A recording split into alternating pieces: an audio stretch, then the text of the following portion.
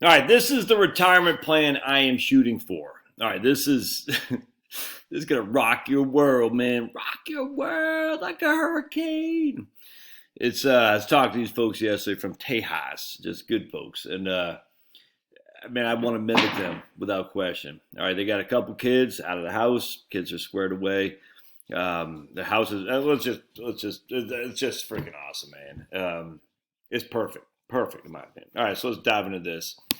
All right, so here we got Josh and Charlotte sample. All right, so now I am 61 years old, so I'm 10 years ahead of me right now, as these people were. They're about 10 years, our seniors are being Charlotte and me. And so we're going to pretend I am 60, I'm 10 years from now. Hopefully I'm still doing YouTube. Hopefully you're still watching. If I don't offend you with my right-wing rants. Oh no, Josh, I didn't know you're a right-winger. You've been following this stuff with the NSA? I tell you, man, it's there's a book, the Promise of Joy by Alan Drury, and they have this commie sympathizer who writes for it's a fiction novel, but from the late '60s, they have a commie sympathizer similar to like a Walter Duranty from the early '30s, late '20s from the New York Times. And then, long story short, when the commies do take over, this guy says, I should have listened. I should have listened, kind of like Randy Marsh when it has the global warming comes. He said, we should have listened.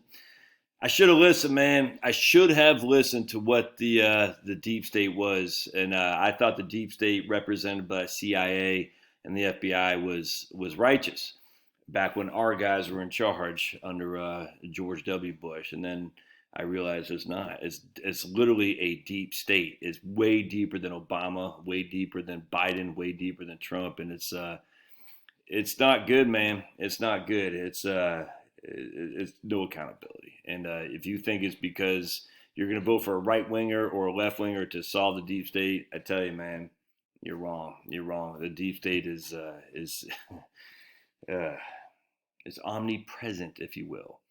At some point, you gotta say you almost have to vote for a far left guy out of nowhere just to ratchet these people, get these people under wraps. But then you're gonna go to socialism, and you can't have that. So it is what it is. All right.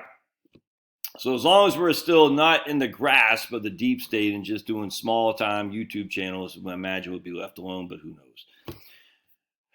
All right. So in this case, they sold it. What they sold? They had some. That's right. They sold some property that he had for $500,000.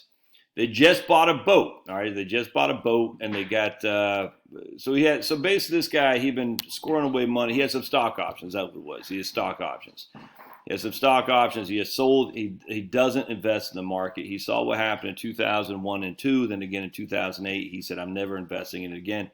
Rightly or wrongly, it matters not. Is his retirement planning solid? 100%. All right. So he stole all these stock options from a big firm. So he's been having 500,000 just sitting in cash. Perfect. He's got $1 million, and he's got it in his stable value fund. You could say a G fund at the TSP. I'm using Vanguard Ginnie Mae. All right, so he's got $1 million. This guy.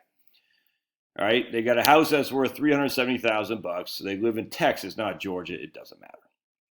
All right, so this is what we're looking at from a dashboard perspective. No debt. Almost $2 million of assets, of which $370 is their home, so $1.5 million in liquid assets, of which $500,000 is in cash. And if we look at the investment breakdown, now this does not include that cash. This is just their investable assets.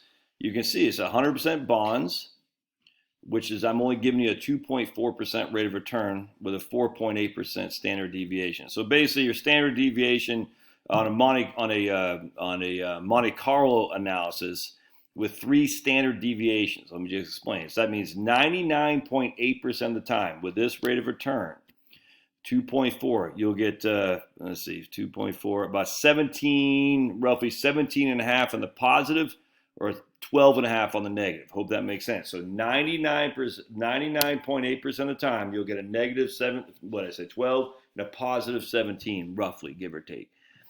All right, so that means there is some downside risk, certainly more so than the Ginnie Mae has ever experienced. But be it as it may, we're using a little bit of downside risk, and that's on any given year, any given calendar year. So not much risk, more so than actual with Ginnie Mae, but we'll just go into this. All right, but we're only giving you 2.4% rate of return. Now, I'm just using this to show you the allocation of a moderate portfolio, 60-40. Let's just do we'll do a 35-65.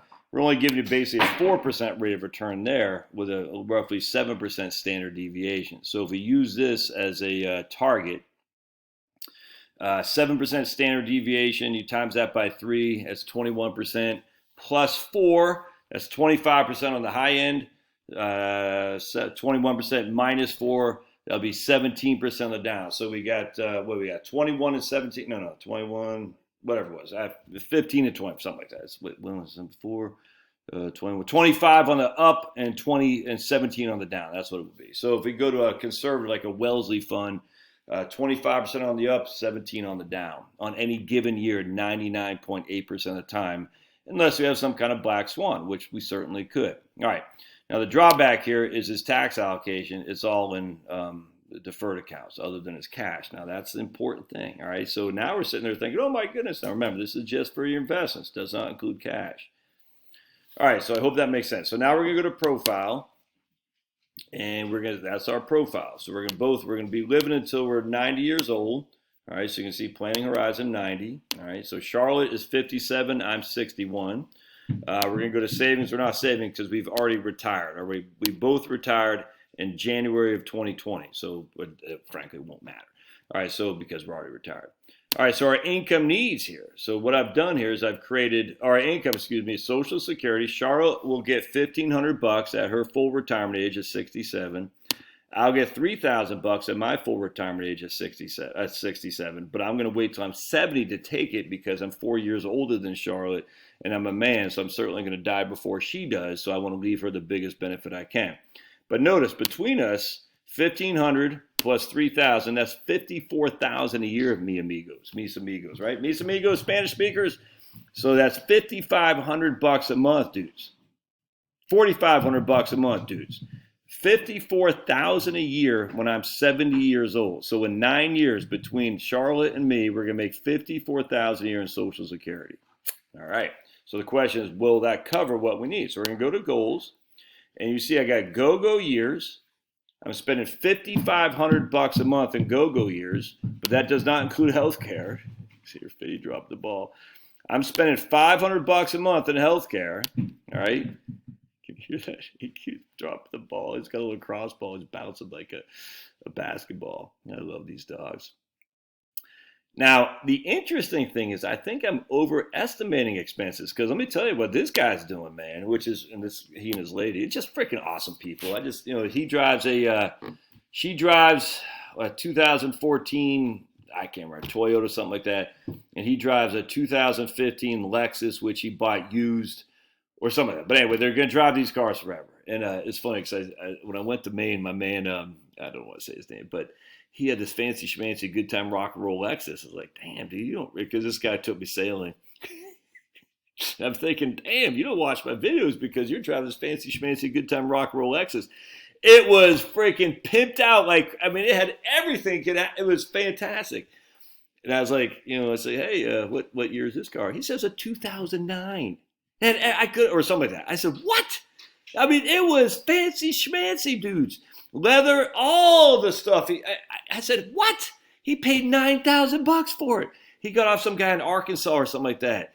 Like on Craigslist, something like that. I said, you got to be kidding me. He goes, no, and it's still under warranty. So something happened where I had to update the electric system or something. I can't remember what it was. And he said, it was all free. I was like, it was a smoking vehicle. If you would have saw this car, you were thinking this guy's living large as possible. And he is.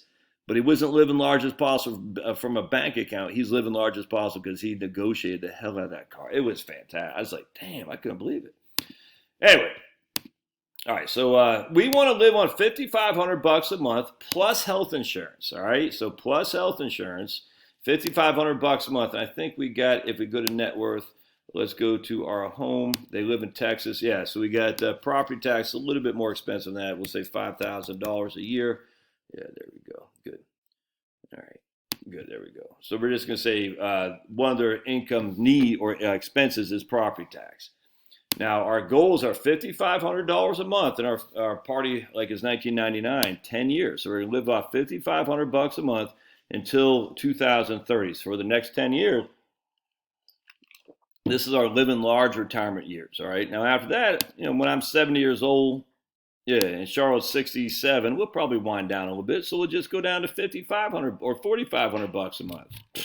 Now, that does not include healthcare. Healthcare is its own expenditure. Healthcare is its own expenditure. I think I'm overestimating healthcare because I'm telling you, I know people who have got a couple $1,000,000 and they're paying only $50 a month in Obamacare. Tip of the hat, Obama. The issue is that, man, like this guy I was talking to yesterday, he's like, we just need a bronze plan. We just want catastrophic. I said, exactly. Once the kids are at our house, man, and they're healthy, they're tan, healthy, they got pool, everything they possibly ask for. But what about long-term care? These guys actually have long-term care coverage, as I do, but I'm going to drop it. But my long-term care is my house. All right. And we have no pension. We just have Social Security. With me so far? I guess that's pretty much it. So let's go to retirement. Let's crunch some numbers, shall we? Oh, man. It's going to be fun. Oh, my goodness, Josh. Only an 89% probability of success. Wah. Oh, my goodness. Look at that. 89% probability of success. Look at that. Dude, I'm totally comfortable with that. And I'm leaving 131,000 downstream in today's dollars. So if we don't adjust for inflation, that's what, 400,000, something like that, 300,000, 252. So I always like to do in today's dollars so we can get a gauge of what we're actually leaving in today's dollars. So I'm leaving a home and I'm leaving 131,000 in median liquid assets in today's dollars. And what you'll see here is we're spending down until we hit Social Security. And then we're spending down less. That's a reverse hockey stick, if you will, the fake from Michael Mann. And so basically, the only time we have any risk of a success is when I'm long gone, as Charlotte's in her last year. 5% of the time she ran out of money. But she hasn't run out of money because she still has Social Security kicking in. All right, so check this out. The benefit of this. All right, so this orange is what we're taking from our portfolio. Right there. Notice it's purple. That's when Social Security kicks in. So you'll see we're drawing from our portfolio, and then Social Security kicks in. And you can see right here, Social Security. Now, these orange things up here are RMDs. So Social Security in itself gives us the bulk of the income we need, if that makes sense. Now, we're going to play around with some numbers here for a little bit. But you see what I'm saying? So we'll draw. Now, let's go to confidence. Actually, let's go to stress test. Let's go to stress test. I haven't thought this. I want to see what this does if we have a 60% market decline, because given that we have a market crash of 50%, let's not have any market crash because I want to see something here, because equity markets crashed by 50%. That shouldn't affect anything because we don't have any equities. All right, good. So we got a 88.9 equities crashed by, let's just go equities crashed by 100%. That shouldn't do anything because we're all in bonds. Let's just see if it picks that up. Okay, good. All right, sweet. There you go. So we don't have to worry about an equity market crash. That's fantastic. I did not know it did that. Now, if taxes go up by 80%, well, actually, let's not do 8%. Let's do 20%. 20%. If taxes go up by 20%, my probability of success drops from 89% down to 84%. I'll take that. If Social Security is reduced by 20%, we're doomed, and that's why it's not. I'm just telling you, man, it's not going to happen. If inflation goes up by 3.5% higher than what it is right now, which is 2% on cost of goods, and then 5.5% on healthcare, we're screwed. Okay, if that happens, we're all doomed. No other way around that. If healthcare goes up by 60%, well, that's just not realistic. Let's do 20% more.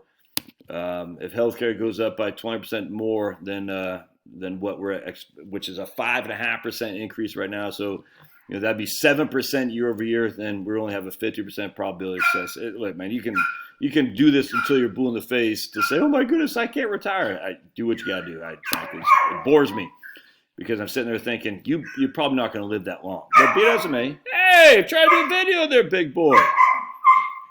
Just that. Yeah, I got my eye on you. Oh, that big old knucklehead. Pablo stole his toy, so things mad. All right, let me go. Hold on a second. All right, so here's the all-important cash flows. And here's our expenses total for the first year in retirement. 66, that's $5,500 a month of income I want, and then $12,500 of expenses. That includes $6,000 for healthcare, $6,500 for housing. So $12,500 for housing and healthcare, non-discretionary, plus my $5,500 a month in income. So my total outflows are $78,500. Where's that money coming from? It's coming from my cash account. All right. So now we fast forward a little bit, and now my cash account is exhausted right here. And so let's go to accounts, all right, and withdrawals from accounts. So what you can see here is my well, let me show you ending balance first. I should have just done that. So we can see my savings account is being drawn down until 2027. It's gone. There's nothing left in there. And so what happens, I have to pull money from someplace. So in 2027, I need basically $100,000 of income. I'm pulling it from my IRA. All right, hope that makes sense. So now 2027 to 2030, I'm pulling money from my IRA because we're not on Social Security. Now what happens when I pull money from my IRA, of course, is that my taxes go up because I have to pull $100,000 from my IRA. I'm going to pay $11,000 in taxes. Now, I think they might have me paying taxes in Georgia. They do. There is no state tax in Georgia if your income is under $130,000 and you're married filing jointly and above the age of 65. So, we can save $1,100 there or something like that. So anyway, be that as it may. I need 74 plus that's roughly $90,000 to $95,000 of income. I'm going to pull $103,000 of that in which to cover that $95,000 of income, which means I'm going to have to pay $9,000 in income taxes. I hope that makes sense. Now, what happens is if we fast forward till 70, and I'm starting to take Social Security here, Charlotte taking Social Security, and now what happens is I have income right here of $77,000. And that will be my $3,000 a month with delayed earnings credits, and Charlotte's $1,500 a month, and she'll get that as her PIA with the cost of living adjustments. And between us, we're getting $77,000 a year in 10 years. All right. Now, the expenses we need have been inflated, but notice they go from $78,000 to $65,000 because now we're saying we're getting into our 70s. Our go-go retirement years are kind of behind us. Now we're slowing down a little bit. We're still spending $4,500 a month on expenditures plus another $25,000 a year on health insurance and housing. So it's not like health insurance doesn't go away. It's not like housing doesn't go away. So we're still spending $91,000 a year of income. All right, now we're getting that from Social Security and by withdrawing from our portfolio, which is all in Ginnie Mae. So there's literally no risk. And then if we do all that, we come back to analysis. We're like, dude, you're not running out of money. It's just, you're fine, man. I mean, and that's the easiest portfolio. So watch the tax perspective. It's just nuts. So if you look at our total tax payments, we're going to go up here. We pay $173,000 of total taxes. And we pay nothing because we're living off our cash. And on the first, 6 years, on top of that, I think I'm overestimating the health care because I think we'll get cheap Obamacare because right now Obamacare is based on your income. So we got a cut. Look at this, $3,500, $3,800. I mean, just no big deal, man. I mean, nuts. And look at all. So let's go to a tax. Let's go to 1040. I just, it's nuts. And this is why I tell people all the time, man, just what we've been told to do with the retirement planning, where we defer is just wrong. All right. So check this out. It's a 2034. We get $85,000 of Social Security, of which only $34,000 subject to taxation. So our total income is $33,000. We're pulling that from IRA. We're taking mandatory distributions, plus our $85,000. So 85 plus 35 is was that 120? Yeah, no, yeah, 120. That's $120,000 of income that we have to spend. That's $10,000 a month of income. But our taxable income, our AGI, is only $68,000 because $50,000 of our Social Security is not subject to taxation. We have standard deductions. We have personal exemptions. Our taxable income is only $35,000. So on $120,000, we're only paying $4,000 of taxes. Crazy. That's our taxes on $120,000 to the feds because we're not going to pay this to the state of Georgia. All right. So what I want to do, what I did with these guys, is freaking awesome. Awesome possum. So what I did with these guys, I said, look, man, let's have you all doing, and this guy's, he thought, I said, what if I do Roth conversions? I said, let's try it. So do Roth conversions, and let's just see what that does. $50,000 a year. And we're going to, okay, good, from IRA accounts. So we're going to do it uh, already started, and we're going to do it for, I think we did for 5 years until he came on. How long did we do Roth conversions? I think we just did for 5 years because we did 250,000. Yeah, so we're going to do it for 5 years. Let's do calendar year 2022, and we're going to do it for 5 years. That's what we did for 5 years. And we're going to do Roth conversions. All right, so let's check this. Let's see if that does anything. And we're going to hit retirement. So we're going to convert 250,000 from my $1 million portfolio. Look at that, dudes. It increases our probability from 89 to 93. We leave the same amount of money as a median net worth, but check this out. If we go to cash flows, we're going to leave it all tax-free, I think, if memory serves. So yeah, it's all, look at that. Well, not all tax-free, but this is with a linear 2.8% rate of return. But a Roth is going to be 506 going to my kiddos tax-free, 211 going to my kiddos taxable. I mean, look at that, man. And we'll come back and not do Roth conversions, but let's see what it looks like from the tax perspective.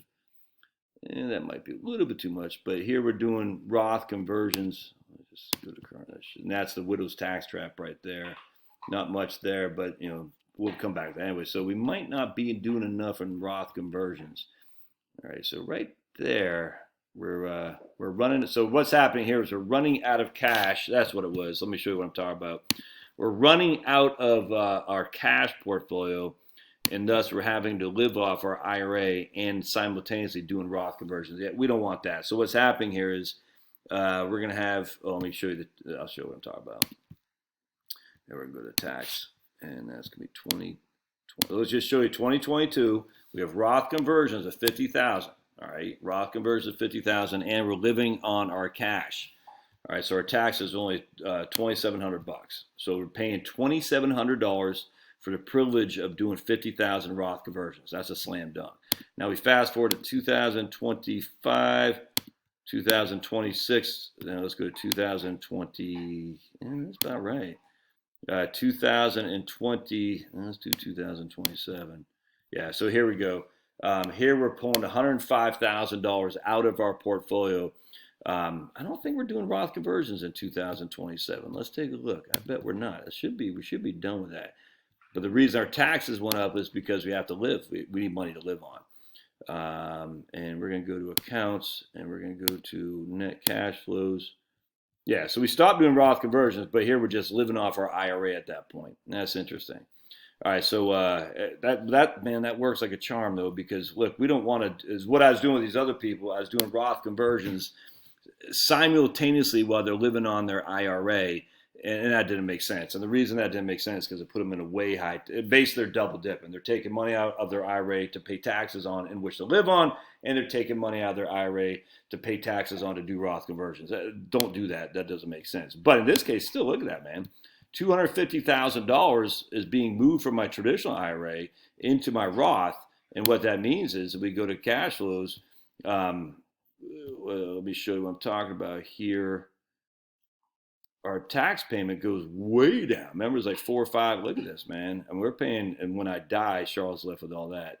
I'm not exactly sure why it jumps up. It doesn't matter. For right now, it doesn't matter. But anyway, so I'm wondering, so our tax payment is $2,700. Huh. I wonder if we even do more Roth conversions. What will that do? Let's go to income. Let's do $75,000. Now we don't want to do $75,000. That's what it was. We got to stay within the Obamacare. That's right. That's what it was. We can try $60,000. That makes me a little bit nervous because we start getting up there with the Obamacare stuff. That's what it was. That's why we didn't go above the 75. Yeah, I would. That's not going to do much. I do the 50,000. It's a nice round number. It still keeps you pretty significantly below the threshold for Obamacare. Premium credits. All right, there. Let's do that. All right, yeah. So that's what it was. So $50,000. Now the question is, when we go to taxes, once we're on Social Security, should we do Roth conversions at that point? Yeah, I don't think so. I mean, just check this out, man. If we go to retirement, I love those dogs. If we go to retirement cash flows, and we're gonna see, what do we pay, like $171 in tax before? Now we're paying $110. All right. So these are the years. one question we need to answer: would it be better to take Social Security early? I don't think so, because I just want to. We'll run it. I just want to make sure that Charlotte is in a good place at my death, if that makes sense. And again, the more my Social Security benefit is, the more she gets when I die. Now the question: maybe Charlotte should take it early and reduce. I don't know. We'll see. All right, we'll come back to that. But look at this. I mean, the taxes right here are just nothing. $1,500. There's just there's no reason to do more Roth conversions, in my opinion. All right, so now the question comes: should we do Social Security earlier? Let's go to. Remember, this is all with Ginnie Mae. I'm not making any money, by the way. I'm making 2.8%. Which adjusted for inflation and taxes as a losing proposition. Then you adjust a 5.5% inflation on healthcare. It's more than a losing proposition. I'm getting smoked, and I'm still doing just fine. So Social Security, let's customize it, and let's have me taking it at full retirement age, and we'll have Charlotte. Yeah, there we go. And let's just do me at full retirement age and her at full retirement age. Let's see what that does. Oh, man. Yeah, no, that's no good. What's the difference? Okay, yeah, so we definitely don't want me doing a full retirement. Wow, look at that.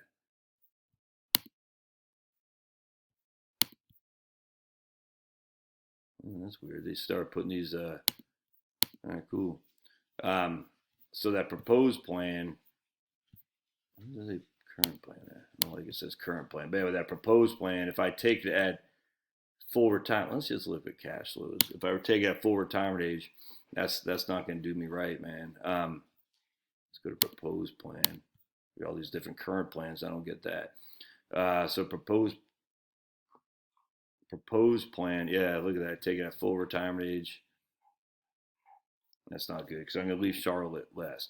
All right, so let's go back. So don't take it, for me, don't take it at 67. I need to take it at 70. All right, so what if I took it at 70? Yeah, there you go, 70, and Charlotte took it at 62. All right, let's take that. A lot of times that's not a bad strategy. Let's see here. I bet that's not going to work. Yeah, we don't want to do that. All right, so the issue is you don't want to do that while you're investing in the Ginnie Mae. Now, let's go back. Let's say I take it at 70, she takes it at 62, but let's invest in a Wellesley instead. What are we looking at there? 97%, and we're leaving more to the kids. You know, that'd be something to consider for sure. Is it going to make or break it? Nah. But what about inflation? I mean, that might be something to consider. But don't forget, it's not like the Ginnie Mae wasn't paying 6.5% back in the late 90s, which is when I was introduced to Ginnie Mae, when inflation was significantly higher than it is now. So Ginnie Mae adjusts for inflation too. All right, so this is, hey, buddy. Try to do a and this is Charlotte taking at 62, me taking at 70. Yeah, I don't like that. Is that still with Roth Conversions? I think it is. Let's see here. Go to accounts.